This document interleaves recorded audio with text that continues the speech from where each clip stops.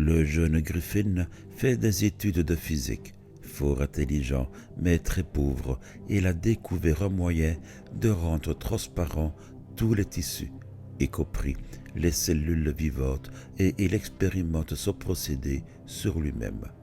Lorsque, après bien des heures de travail énervant et beaucoup de souffrance, il atteint son but, il se trouve dans un terrible état d'exaltation nerveuse, augmenté par le caractère douloureux des expériences auxquelles il s'est volontairement soumis.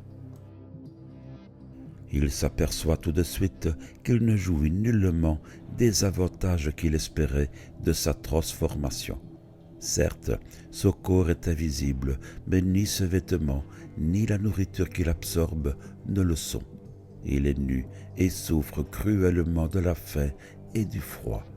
Habillé, il doit porter des gants, cacher son visage sous un voile et ses yeux avec des lunettes noires, afin de ne pas être un objet de terreur. Mais ce déguisement lui donne un aspect étrange et repoussant.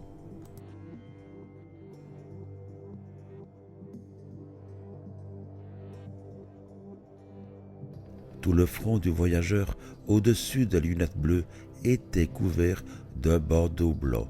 Un autre bandeau, appliqué sur les oreilles, ne laissait pas apercevoir le moindre bout de visage, si ce n'est un nez rouge et pointu, toujours aussi rouge et luisant que tout à l'heure à l'arrivée. Il se réfugie dans une auberge de campagne et cherche en vain le moyen de reprendre un aspect normal. Aussi longtemps qu'il a de l'argent, les choses se passent assez bien. Mais lorsque ces quelques ressources sont épuisées, repéré comme auteur d'un vol qu'il a réellement commis, il doit fuir et a recours aussitôt à son invisibilité. Il oblige alors un vagabond atterré à lui servir de compère et se livre à toutes sortes d'excès. Il vole librement et éveille l'envie de son compagnon qui essaye de s'enfuir avec le magot dont il est le gardien.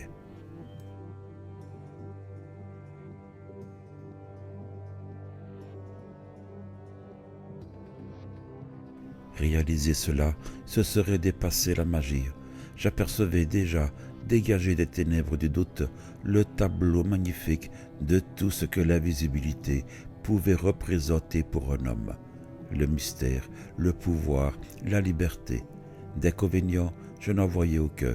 Songez donc, moi, un pauvre physicien de 4 sous, professeur de jeunes sots dans un collège de province, moi, je pourrais instantanément devenir ce prodige. Une grosse récompense est promise à qui s'emparera de l'homme invisible. Les pays qu'il traverse dans sa fuite sont bouleversés.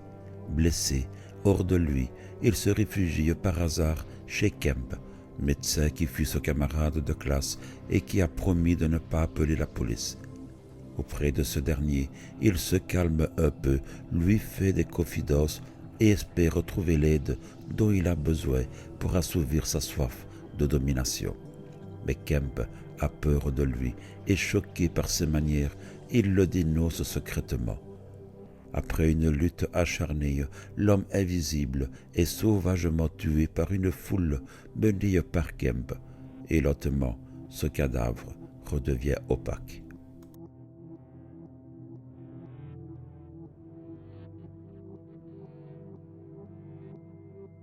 Avant de faire cette expérience insensée, je rêvais de 1000 privilèges. Cet après-midi-là, tout ne fut plus que des illusions. J'avais fait le tour de toutes les choses que l'homme tient pour désirables. Certes, la visibilité permettait de les obtenir, mais il devenait alors impossible d'en jouir une fois que je les avais obtenus. L'ambition, que vaut l'orgueil de posséder un lieu où l'on ne peut pas apparaître. Ce roman appartient à la série des récits merveilleux par lesquels Wells commença sa carrière d'écrivain. Il lui fut inspiré par les conquêtes de la science moderne. La conquête sociale occupait alors une place prépondérante dans l'esprit de l'auteur.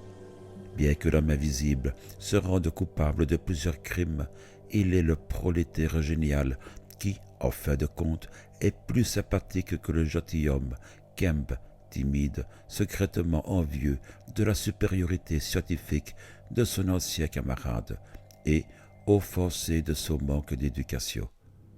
Une assez terrible amertume se fait jour dans ce roman. Si tu es pauvre, ne sois pas différent des autres, ne sois pas plus intelligent que la moyenne, ne te fie pas aux riches, ils essayeront de te détruire par tous les moyens.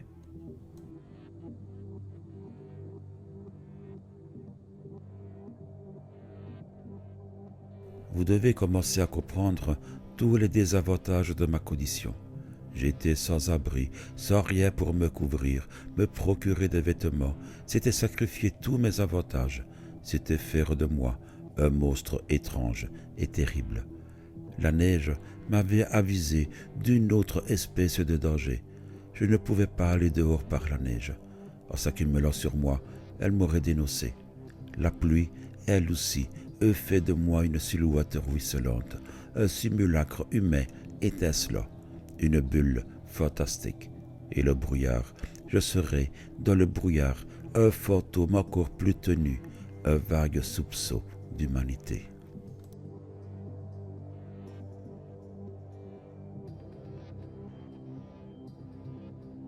Ainsi, lentement, commençant par les mains et les pieds, gagnant doucement le lot des membres jusqu'aux organes vitaux, s'opéra cette étrange transformation, ce retour à l'état de substance visible.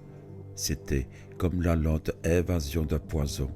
D'abord, les veines blanches traçant l'esquisse vaporeuse et grisâtre d'un membre, puis les os transparents et le réseau compliqué des artères, puis la chair et la peau, vagues, à peine distinctes, devenant rapidement solides et opaques. Bientôt, on put voir la poitrine défaussée, les épaules et le contour incertain de la face démantibulée.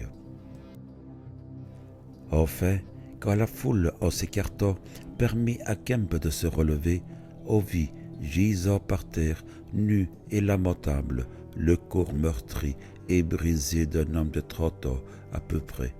Ses cheveux, ses sourcils étaient blancs, non pas blanchis par l'âge, mais blancs de la blancheur des albinos.